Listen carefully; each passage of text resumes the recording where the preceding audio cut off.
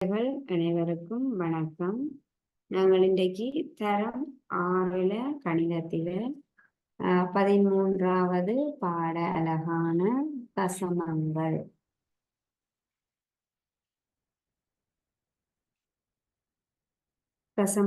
பற்றி படிக்க இருக்கிறோம். இதற்கு முன்னதாக நாங்கள் பின்னங்கள் படிச்சிருக்கிறோம். தரம் 6ல பின்னங்களை படிச்சிருக்கிறோம். இந்த பின்னங்களை அடிப்படையாக வச்சு கொண்டுதான் இந்த தசமங்கள் என்கிற பாடத்தை நாங்கள் படிப்போம். முதலாவதாக ஒரு பின்னம், ஒரு பின்னத்தை நாங்கள் எவ்வாறு தசம எண்ணாக எழுதுறது என்று பார்ப்போம். ஒரு பின்னத்தை தசம எண்ணாக எவ்வாறு எழுதுறது என்று பார்ப்போம்.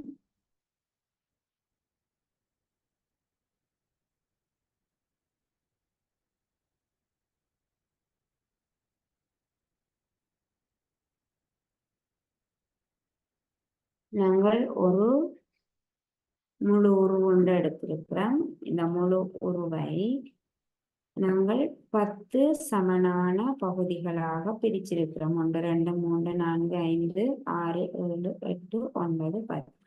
ஒரு முழு உருவை 10 சமனான பகுதிகளாக பிரிச்சிருக்கிறோம். பிரிச்சுட்டு இந்த உருவில சமனாக பிரிக்கப்பட்ட 10 பகுதிகளில ஒரு பகுதியை மட்டும் நாங்கள் நிலத்துவோம். ஒரு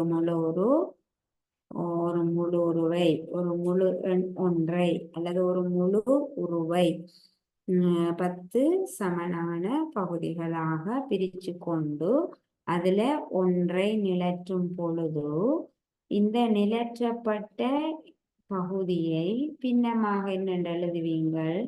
10ல் 1 என்று எழுதுவோம். நிலற்றப்பட்ட பகுதியை பின்னமாக எழுதும் பொழுது 10ல் 1 என்று எழுதுவீங்க. 10 சமனான பகுதிகள் இருக்குது. 10ல் ஒரு பகுதியை நிலட்டி இருக்கிறோம். 10ல் 1. இப்ப இந்த பின்னத்தை இன்னொரு முறையில எழுத முடியும். இந்த 10ல் 1 இன்னொரு முறையில நாங்கள் எழுதலாம். அப்படி என்றா 10ல் 1 என்பதனை 0.1 அப்படி எழுதுறோம். 0.1 என்று நாங்கள் எழுத முடியும். இவ்வாறு நாங்கள் எழுதுகிற இந்த எண்ணைத்தான் என்ன சொல்றோம்? தசம எண் என்கிறோம். தசம எண் அப்படி என்றா என்ன? தசமங்கள் என்றா என்ன? ஒரு எண்ணில தசம புள்ளி வரும் பொழுது, ஒரு முழு எண் அல்லாமல் ஒரு எண்ணில ஏதாவது ஒரு இடத்துல தசம புள்ளி இடப்பட்டிருந்தால் அந்த எண்ணை நாங்கள் என்ன சொல்லுவோம்? தசம எண் என்று சொல்லுவோம்.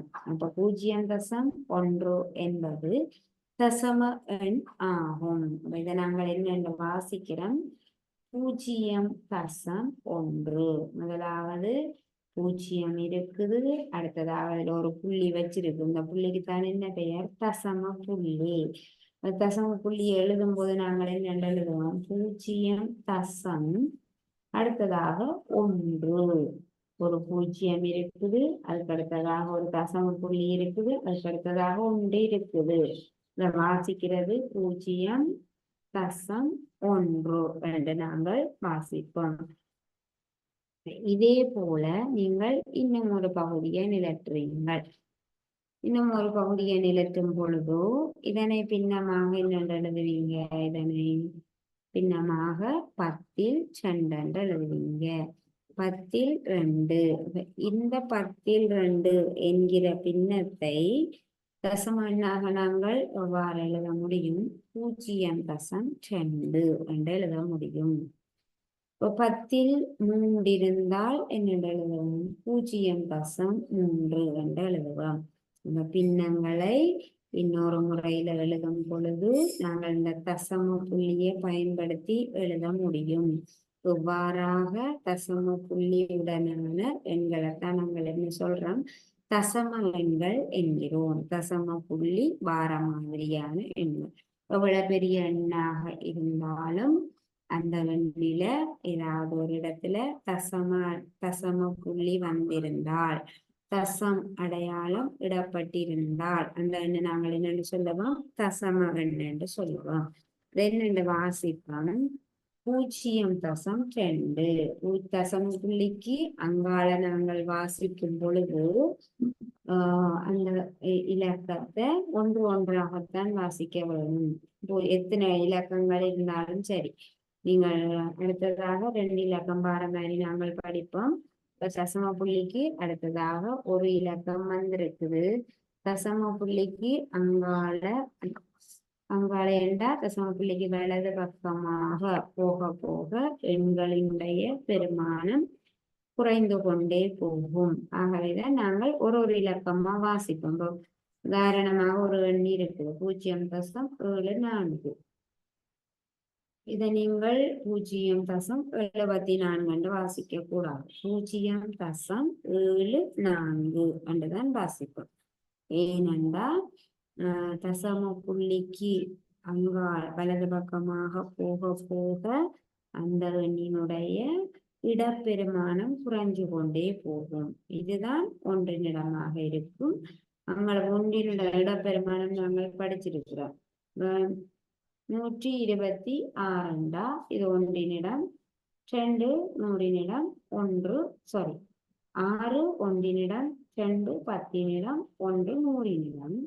தசம புள்ளி எண்ணும் போது இது காங்காலம் எண்ணின் முடிவில் தசம புள்ளி வந்து 2 வருதுண்டா ஒன்றினிடம் இதோட முடியுது. அடுத்த எண்கள் தசமத்துக்கு முதலாம் தசமதானமாக முதலாம் தசமதானம் என்று நாங்கள் கூறுகிறோம். இந்த எண்களினுடைய பெருமானம் மிகவும் குறைவானதாக இருக்கும். நீங்கள் படிக்கலாம் விரிவாக.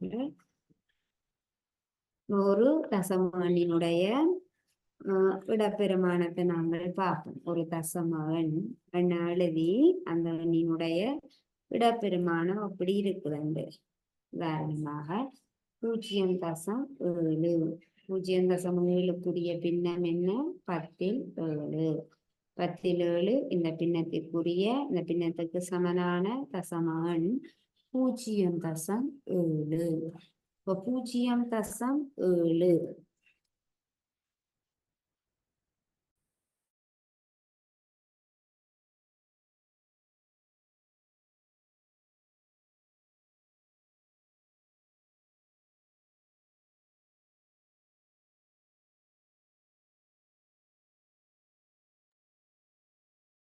10 இந்த பின்னத்திற்குரிய தசம எண் 0.7.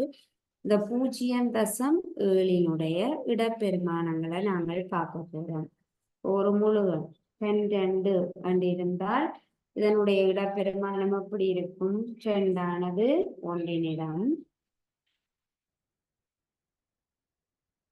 7 10 இருக்குதான்னு சொல்லுவோம். 12 இதை வாசிக்கும் பொழுது 12 2 ஒன்றினிடத்துக்குரிய இலக்கம், 1 10 இலக்கம். அதே போல இந்த 0.1 0.7 இடப்பெருமானங்களை நாங்கள் எழுதுவோம். 0.7 இப்போ 0.7 பார்த்தீங்கன்னா இந்த 0 இருக்கிற இடம் ஒன்றினிடம். என்னென்று சொல்றோம் நாங்கள்? 0 ஒன்றினிடம். 0 இருக்கிறது ஒன்றினிடம். அதுக்கு அடுத்ததாக தசம புள்ளி இருக்குது. தசம புள்ளிக்கு அங்கால வார முதலாவது இலக்கத்தை என்ன சொல்லுவோம்? முதலாம் தசமதானம். முதலாம் தசமதானத்துல இருக்குது. தசம புள்ளிக்கு வலது பக்கமாக வரக்கூடிய முதலாவது எண் முதலாவது தசமதானத்திற்குரிய இடத்துல இருக்குது. 2வதாக இன்னொரு எண் வந்திருந்தால் 2வது தசமதானத்திற்குரிய இடத்துல இருக்குது என்று நாங்கள் எழுதுவோம். இப்ப தசம புள்ளிக்கு இதுல 2 இருக்குதுண்டா உங்களுக்கு தெரியும் 20. 20 இது 10 இடத்துல இருக்கக்கூடிய இலக்கமாக இருக்கும். 10 இடம் 20. 2 10கள் இருக்குது. 2 10கள் 2 10களாக 20. ஒன்றினிடத்துல பூஜ்ஜியம் இருக்குது, ஒன்றினிடத்துல இலக்கங்கள் இல்லை. ஆகவே ஒன்றினிடத்துல இருக்கிற இலக்கம் பூஜ்ஜியம். அடுத்ததாக தசம புள்ளி, தசம புள்ளிக்கு வலது பக்கமாக முதலாவது இருக்கிற எண் முதலாவது தசமதானம் என்று சொல்லுவோம். அப்ப எண் சட்டத்துல குறிக்கும் பொழுது நாங்கள் என்னென்று குறிப்போம்? எண் சட்டத்துல 27 நீங்க எண் சட்டத்துல குறிக்கும் பொழுது என்னென்று குறிப்பீங்க? 27 ஒன்றுக்கள், ஒன்றுக்கள், பத்துக்கள் என்று குறிப்பீங்க. ஒன்றுக்கள் 7, 1 2 3 4 5 6 7 குறிப்பீங்க. பத்துக்கள்ல 1 2 குறிப்பீங்க. 2 பத்துக்கள் 7 ஒன்றுக்கள். அதே போல இந்த 20.7 என்னென்று நாங்கள் எண் சட்டத்துல குறிப்போம்? 20.7 எண் சட்டத்துல குறிக்கும் பொழுது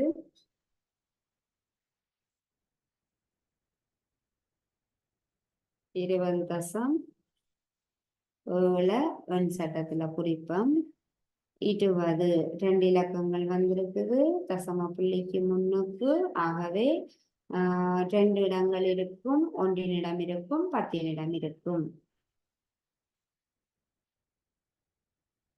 முதலாவதாக பத்துக்கள், அடுத்ததாக ஒன்றுக்கள், பத்துக்கள் ஒன்றுக்கள், 10 ஒன்றினிடம். அடுத்தது தசம புள்ளி இருக்குது. தசம புள்ளிக்கு அடுத்ததாக முதலாவது இடத்தை நாங்கள் என்னென்று குறிப்போம்? 10 ஒன்றுக்கள், 10 ஒன்றுக்கள். 20.7 முதலாம் தசமதானத்துக்குரிய அந்த இடம் எண் சட்டத்துல குறிக்கும் பொழுது என்னென்று குறிப்போம்? 10 ஒன்றுக்கள். இதுக்குள்ளதான் குறிப்போம்.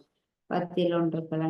இதை நீங்கள் 20 எப்படி எழுதலாம்? 20.7 20 சக 0.7 20 சக 0.7 10 7 20 சக 10 7 7 முறை இருக்குது 10 ஒன்றுக்கள். 10 ஒன்றுக்கள் 7 தடவை இருக்குது. அதோட ஒரு 20 இருக்குது. 20 எங்களுக்கு குறிக்க தெரியும், 20 குறிக்க தெரியும். 10 ஒன்றுக்கள் எத்தனை இருக்குது? 20.7 பார்த்தனீங்கன்னா 20ஓட ஒரு 0.7 கூட்டப்பட்டிருக்கும். 0.7 10 7 10 7 10 ஒன்றுக்கள் அங்க எத்தனை இருக்கு? 7 முறை வந்திருக்குது. ஆகவேதான் நாங்கள் இந்த முதலாம் தசமதானத்தை எண் சட்டத்துல குறிக்கும் பொழுது 10 ஒன்றுக்கள் என்று குறிப்போம். இனி 20.7 எண் சட்டத்துல குறிப்போம். பத்துக்கள் ஒன்றுக்கள், 10 ஒன்றுக்கள் எத்தனை இருக்குன்னு பார்ப்போம். முதலாவது தசம புள்ளிக்கு அங்கால இருக்கிறது 7. 7னுடைய இடம் முதலாம் தசமதானம். தசம புள்ளிக்கு அடுத்ததாக முதலாவதாக இருக்குது 10 ஒன்றுக்கள். இந்த இடத்துல குறிக்க வேணும் 7 முறை. 3 4 5 6 7. அடுத்தது 0. ஒன்றினிடத்துல என்ன இருக்கு? 0 இருக்கு, ஒன்றுமே இல்லை. அப்ப நாங்கள் ஒன்றுமே குறிக்க தேவையில்லை. பத்துக்கள் எத்தனை இருக்கு? 2 இருக்குது. ஆனா ஒன்றினிடத்துல 0 இருக்கு, ஒன்றுமே இல்லை. அது குறிக்காம விட்டுறக்கூடாது. இந்த இடத்துல எதுவுமே இல்லை, 0 0 ஒன்றுமே நாங்கள் குறிக்க முடியாது என்பதை நீங்கள் காட்ட வேணும். 10 இடத்துல 2 இருக்குது, 10 ஒன்றுக்கள் இடத்துல 7 இருக்குது. எண் சட்டத்துல இவ்வாறு நாங்கள் குறிச்சு காட்டுவோம்.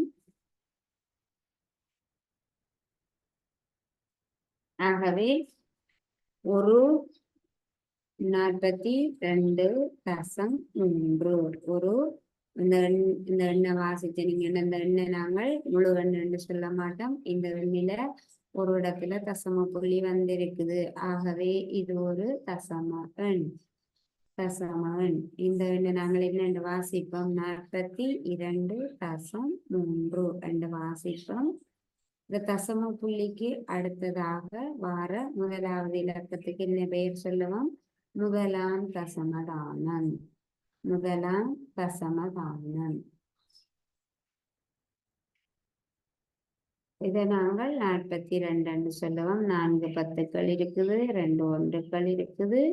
தசம புள்ளிக்கு அடுத்ததாக வார முதலாவது முதலாம் தசமதானம் எனப்படுகிறது. அடுத்ததாக நாங்கள் இது தொடர்பான கேள்விகளை செய்வோம். தரப்பட்ட எண்களை சொற்களில் எழுதுக.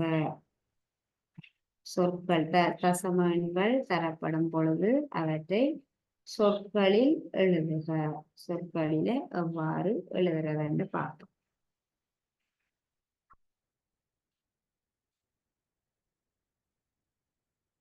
முதலாவது 2.6. இது எவ்வாறு சொற்கள் எழுதுவீங்க? 2 2.6 2.6 என்று எழுதுங்க. 2.6 சொற்களில எவ்வாறு விவரிக்கிறது? 2.6 என்று எழுதி காட்ட வேணும். அடுத்தது 54.7. எவ்வாறு எழுதி காட்டுவீங்க? 54.7 54.7 சொற்களில் விவரிச்சு காட்டுற மாதிரி உங்களுக்கு ஒரு கேள்வி இருக்குது பயிற்சியில. தசம எண்கள் தரப்படும் பொழுது சொற்களில எவ்வாறு எழுதி காட்ட முடியும்? 2.6. இது எவ்வாறு சொற்களில விவரிச்சு காட்டுவோம்? 54.7 என்று எழுதி காட்டுவீங்க. அடுத்ததாக இந்த எண் சட்டத்தில குறிக்கப்பட்ட எண்ணை நாங்கள் எழுதுறது. எண் சட்டத்தில எண்கள் குறிக்கப்பட்டவாறு தரும்போது அவற்றை அந்த எண்களை எழுதுறது.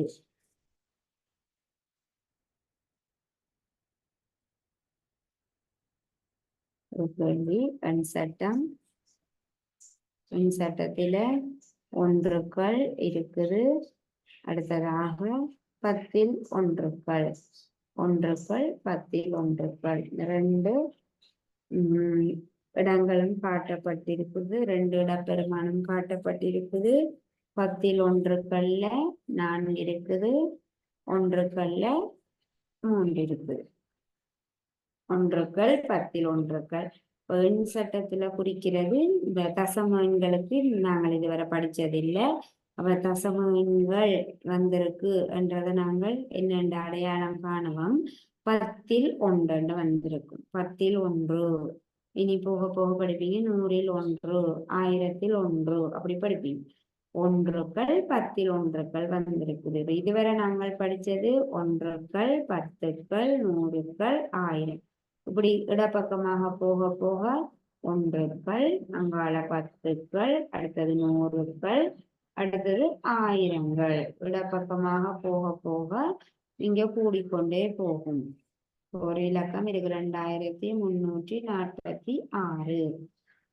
6 ஒன்றுக்கள், 4 10 6 ஒன்றின் இடத்துல இருக்கும், 4 10 இடத்துல இருக்கும், 3 100 இடத்துல இருக்கும், 2 1000 இடத்துல இருக்கும். 2 1000 2000, 3 100 300, 4 10 40, 6 ஒன்றுக்கள் 6. அதான் 2000. 2000ஆக 2000, 3 100ஆக 300, 4 10களாக 46. இடப்பக்கம் போக போக ஒன்றுக்கள், 10கள், 100கள், 1000கள் இடப்பக்கம் அப்படியே போய்கொண்டிருக்கும். வலப்பக்கம் என்னென்று வரும்? அப்ப இந்த ஒன்றுக்கள் முடிஞ்சு 10ல் ஒன்றுக்கள் வரும் பொழுதே நாங்கள் நினைச்சு கொள்ள வேணும் இது ஒரு தசம எண். தசம புள்ளி இருந்தால்தான் அடுத்ததாக வாரது 10ல் ஒன்றுக்கள். அடுத்தது 10ல் ஒன்றுக்களுக்கு அடுத்ததாக வாரது 100ல் ஒன்றுக்கள். இங்க ஒன்றுக்கள், இங்க 10ல் ஒன்றுக்கள், அடுத்தது 100ல் ஒன்றுக்கள், அடுத்தது 1000ல் ஒன்றுக்கள். இங்கால இடப்பக்கம் இப்படி போக போக கூடிக்கொண்டு போற மாதிரி வலப்பக்கம் இங்கால போக போக குறைஞ்சு கொண்டு போகும். இது ஒரு தசம எண். தசம புள்ளிக்கு அங்கால போக போக குறைஞ்சு கொண்டு போகும்.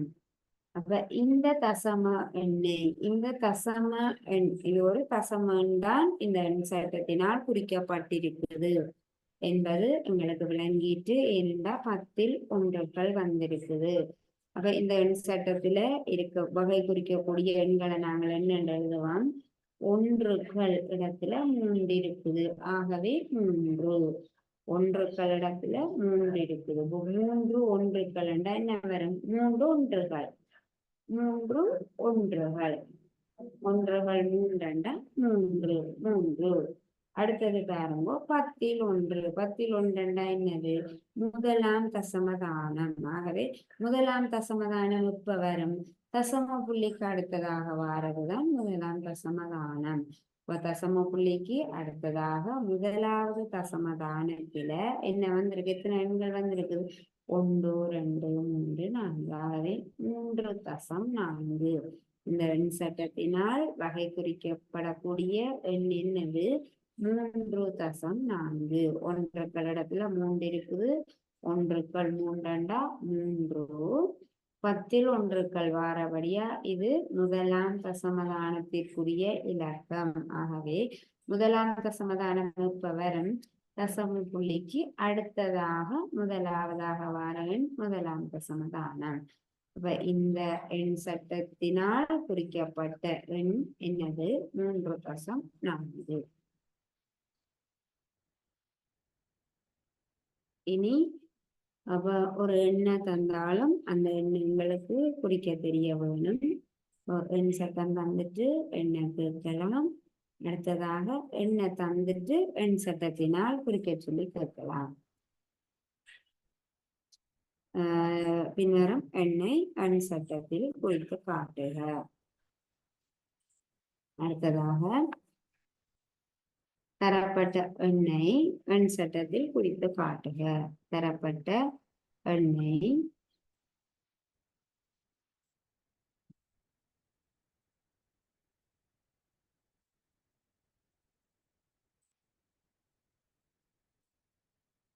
எண் சட்டத்தில் குறித்து காட்டுக.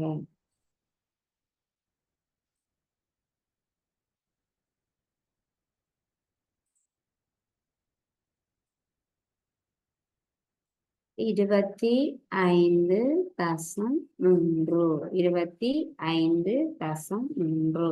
இந்த எண்ணை நாங்கள் எண் சட்டத்துல குறிச்சு காட்ட போறோம். என்னென்று நாங்கள் வாசிக்கிறோம். 25.3. அது முழு எண் 25 இருக்குது. 25 இருக்குதுண்டா என்னென்ன இடப்பெருமானங்கள் வந்திருக்கும்? 20. ஆகவே 10ன் இடம். 5 இது 1ன் இடம். எண் சட்டத்துல குறிப்போம். 3 உங்களுக்கு எண் சட்டம் குறிக்க போறோம். 10ன் இடம் வருது, 1ன் இடம் வருது. 10கள் அடுத்ததாக 1கள் அடுத்ததாக இது தசம புள்ளிக்கு அடுத்ததாக முதலாவதாக வார எண். ஆகவே முதலாம் தசமதானம். முதலாம் தசமதானத்தை எண் சட்டத்துல குறிக்கும் பொழுது என்னென்று குறிப்போம்? 10ல் ஒன்றுகள் 10ல் ஒன்றுகள். இனி நாங்கள் எண் சட்டத்துல குறிச்சு காட்டலாம். இந்த எண்ணை பாருங்கோ 25. 20 10ன் இடத்துல 2 இருக்குது. ஆகவே 2 வட்டங்களை விடுவோம். 1ன் இடத்துல 5 இருக்குது. ஆகவே 5 வட்டங்களை விடுவோம். அடுத்ததாக தசம புள்ளிக்கு அடுத்ததாக முதலாம் தசமதானம். முதலாம் தசமதானத்திற்குரிய இடம் என்ன? 10ல் ஒன்றுகள். 10ல் ஒன்றுகள் எத்தனை இருக்கு? 3 இருக்குது. 1 2 3. தரப்பட்ட எண்ணை எண் சட்டத்தில குறித்து நாங்கள் இவ்வாறு காட்டுவோம்.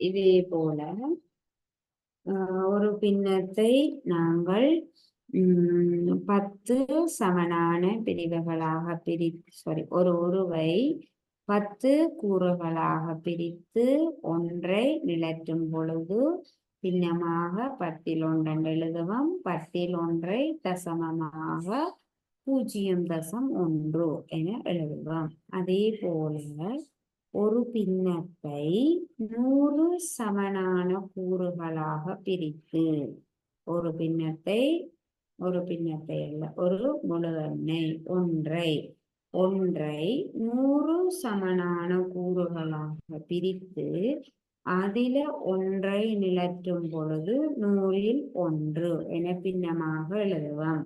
இந்த பின்னத்தை 100ல் 1ஐ எவ்வாறு தசமமாக எழுதுறது? தசமனாக என்ன எழுதுவோம்? 0.01 என நாங்கள் எழுதுவோம். 100ல் 1 என்பதனை இன்னொரு முறையில எவ்வாறு எழுதலாம்? 0.01. இது ஒரு தசம எண். 100ல் 1ஐ தசம எண்ணாக 0.01 என எழுதலாம். இது என்னென்ன வாசிப்போம்? 0.0.01.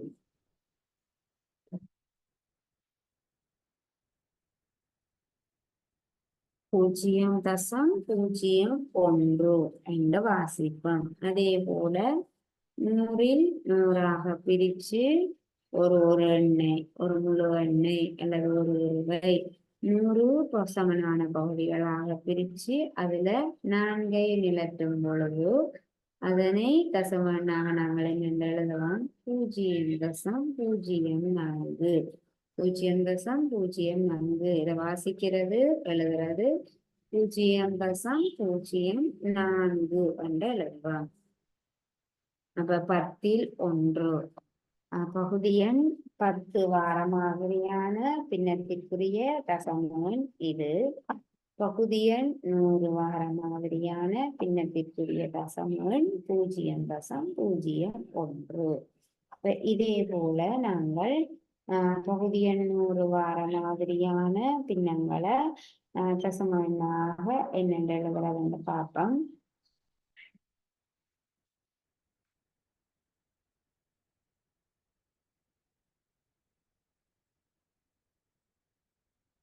பகுதி எண்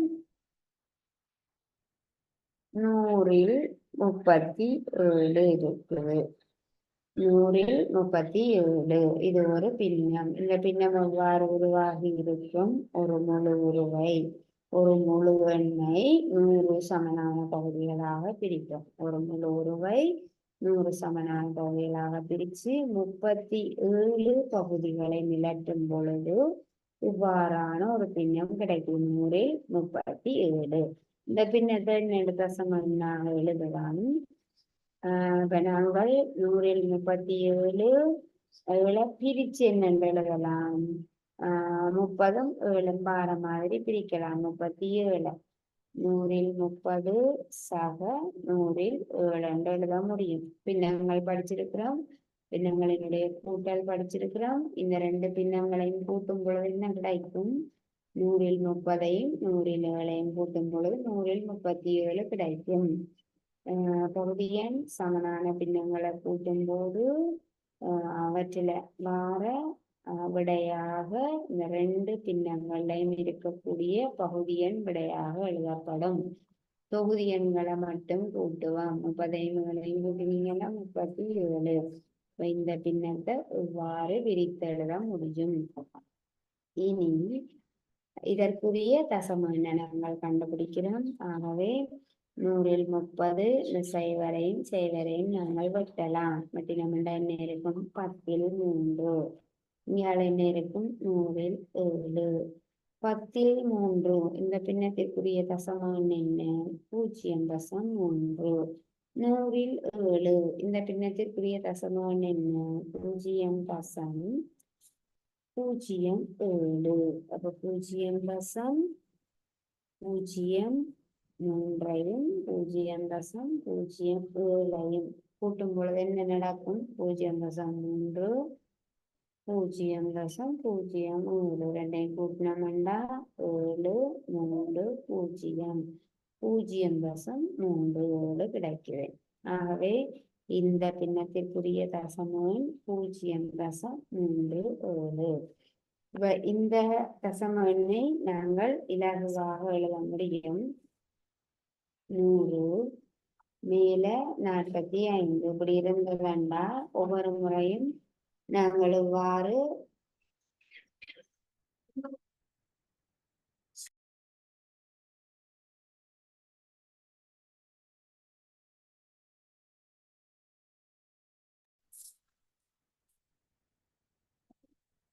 ஒவ்வொரு முறையும் நாங்கள் இந்த பின்னத்தை இவ்வாறு பிரிச்சு எழுதி செய்ய வேண்டிய அவசியம் இல்லை.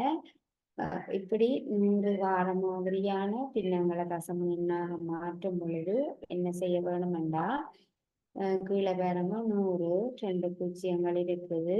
மேலே இருக்கிற எண்ணெய் பாருங்க 45. இந்த எண்ணெய் அப்படியே எழுதுங்க 45. கீழே எத்தனை பூஜ்ஜியங்கள் இருக்குதுன்னு பாருங்க 2 பூஜ்ஜியங்கள். ஆகவே 2 பூஜ்ஜியங்கள். ஆகவே நாங்கள் 2 இலக்கங்கள் இறுதியில இருந்து 2 இலக்கங்கள் நகர்ந்து தசம புள்ளி இட வேணும். இங்கே தசம புள்ளி வரும் 0.45. 64 கீழே 100 இருக்குது. தசம எண்ணாக என்ன மாற்றுறது?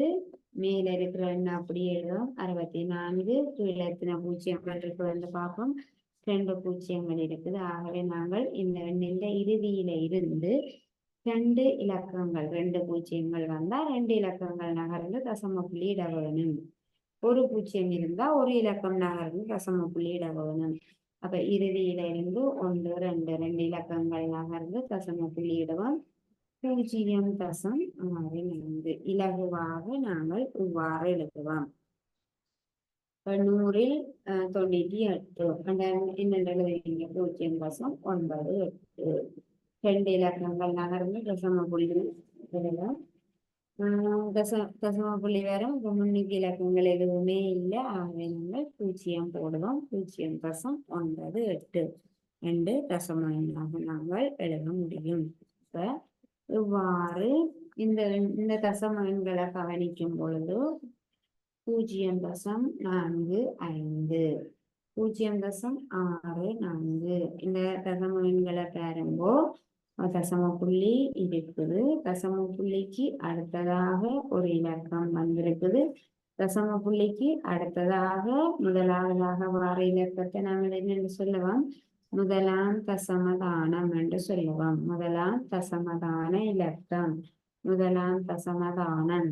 அதே போல தசம புள்ளிக்கு அடுத்ததாக தசம புள்ளிக்கு வலப்பக்கமாக இரண்டாவதாக வார எண்ணை இரண்டாம் தசமதானம் என்று சொல்லுவோம்.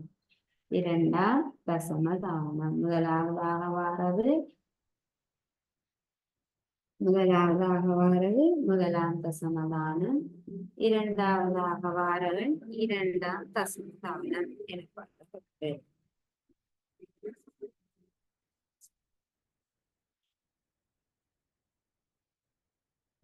இரண்டு தசமதானங்களை கொண்ட என்ன 0.74.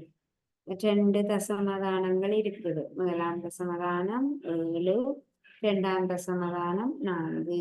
இவ்வாறு வரக்கூடிய எண்களினுடைய பின்னங்கள் என்ன மாதிரி இருக்க வேணும்? 100ஆல வகுபட்டிருக்க வேணும்.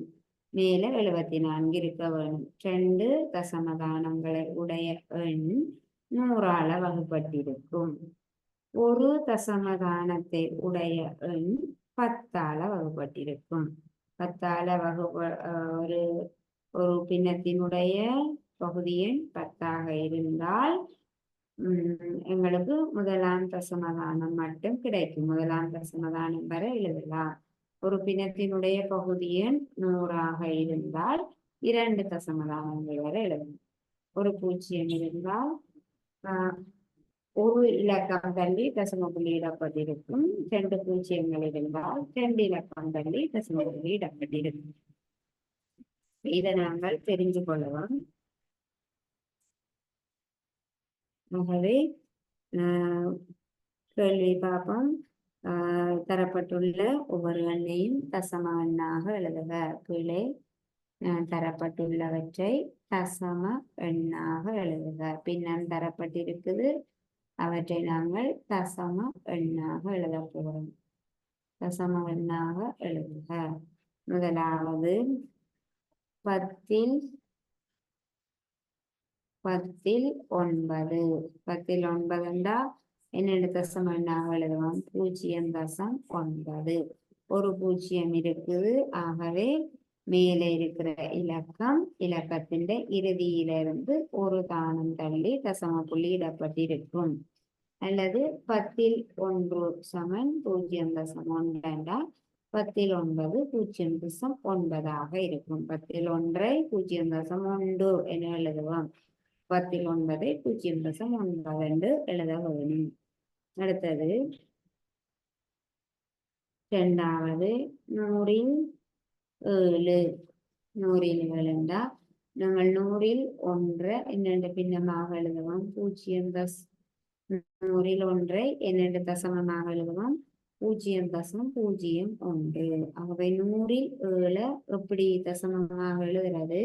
0.07. மூன்றாவது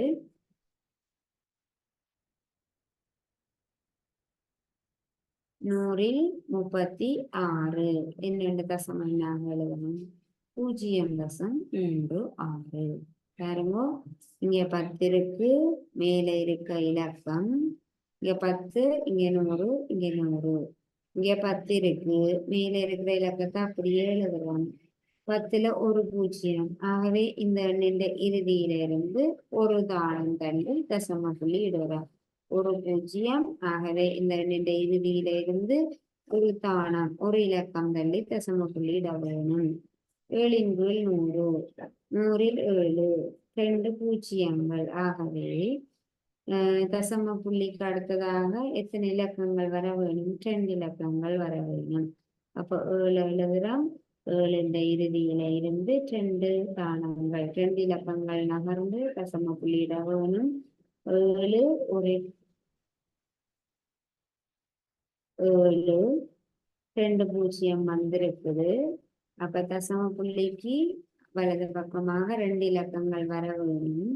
உங்களுக்கு ஒரு இலக்கம் தான் இருக்குது, இன்னொரு இலக்கம் இல்லை. ஆகவே நாங்கள் 0 போடுறோம். தசம் 0.7. தசம் என்றது தசத்துக்கு முன்னுக்கு எதுவுமே இலக்கங்கள் எதுவுமே இல்லை. ஆகவே 0. 0.01. அதே போல 100 36. தசம புள்ளிக்கு வலது பக்கமாக எத்தனை இலக்கங்கள் வந்திருக்க வேணும்? 2 இலக்கங்கள். மேலே இருக்கிறவன் 36. தசம புள்ளிக்கு வலது பக்கமாக 2 இலக்கங்கள் வந்திருக்க வேணும். கீழே 2 பூஜ்ஜியங்கள் இருக்கிறபடியா தசம் 36. முன்னுக்கு இலக்கங்கள் எதுவுமே இல்லை. ஆகவே 0.36.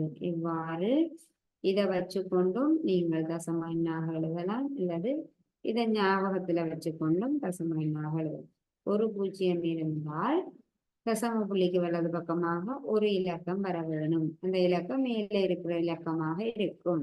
2 பூஜ்ஜியங்கள் வந்தால் தசம புள்ளிக்கு வலது பக்கமாக 2 இலக்கங்கள் வர வேணும். ஒரு இலக்கம் மட்டும்தான் இருக்கு, வேற இலக்கம் அங்கிட்ட இல்லை. ஆகவே நாங்கள் 0 சேர்க்கிறோம். 36. கீழே 2 பூஜ்ஜியங்கள். அப்ப தசம புள்ளிக்கு வலது பக்கமாக 2 இலக்கங்கள் வர வேணும்.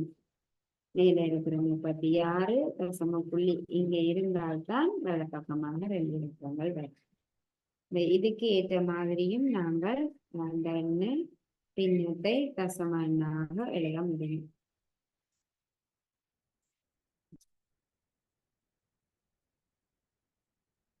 அடுத்ததாக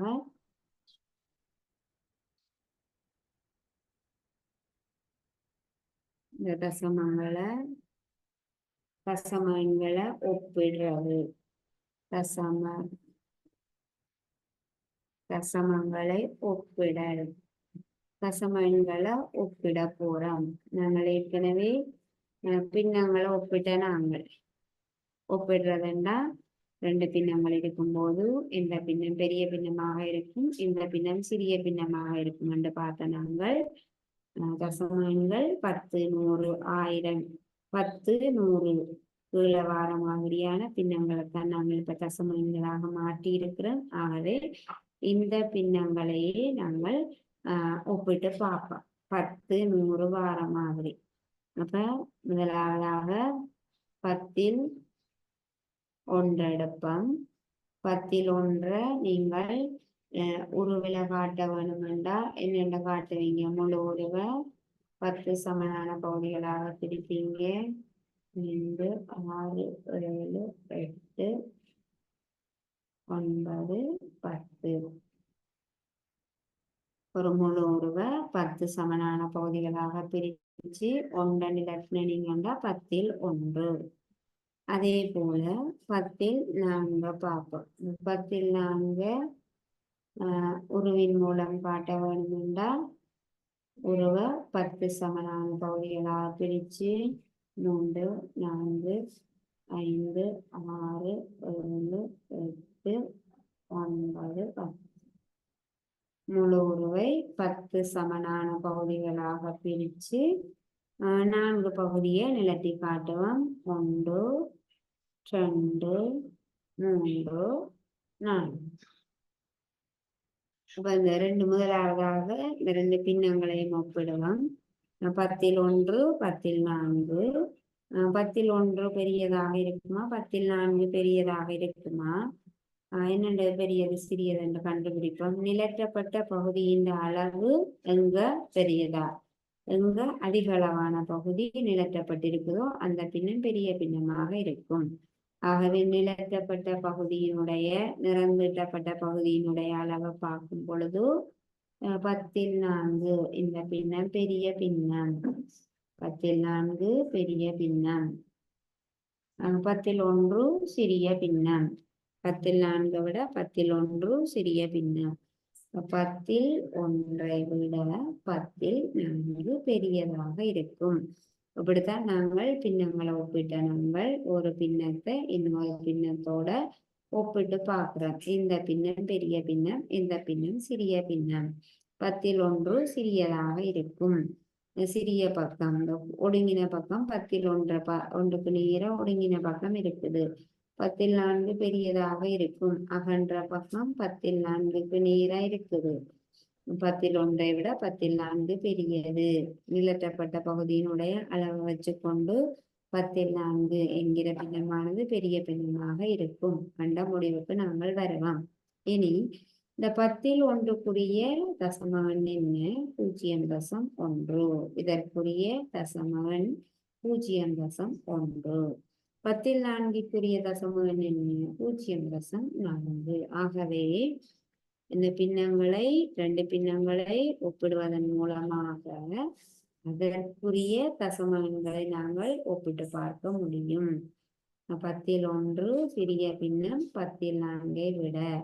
இதுல இருந்து 0.1 0.4 விட சிறியதாக இருக்கும். 0.1 சிறியது, 0.4 பெரியது. இந்த தசம எண்ணை விட 0.4 பெரியதாக இருக்கும்.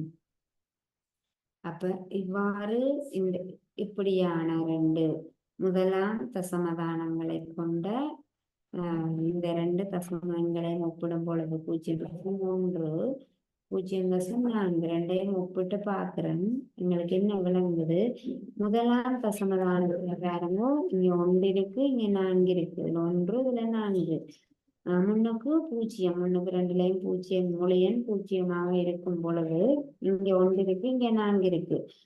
முதலாம் தசமதானத்திலையும் எந்தவன் பெரியதாக இருக்குதோ அந்த தசமன் பெருசாக இருக்கும் என்ற முடிவுக்கு நாங்கள் வர முடியும்.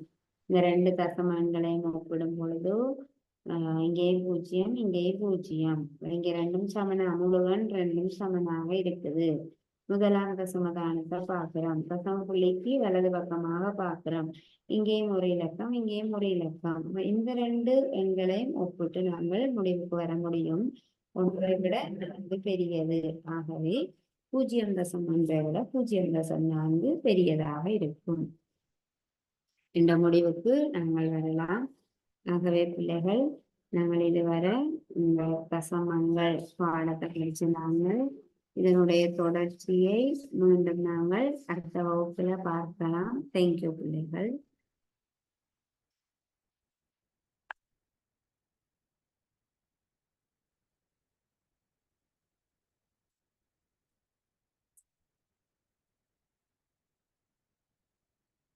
Thank you sir.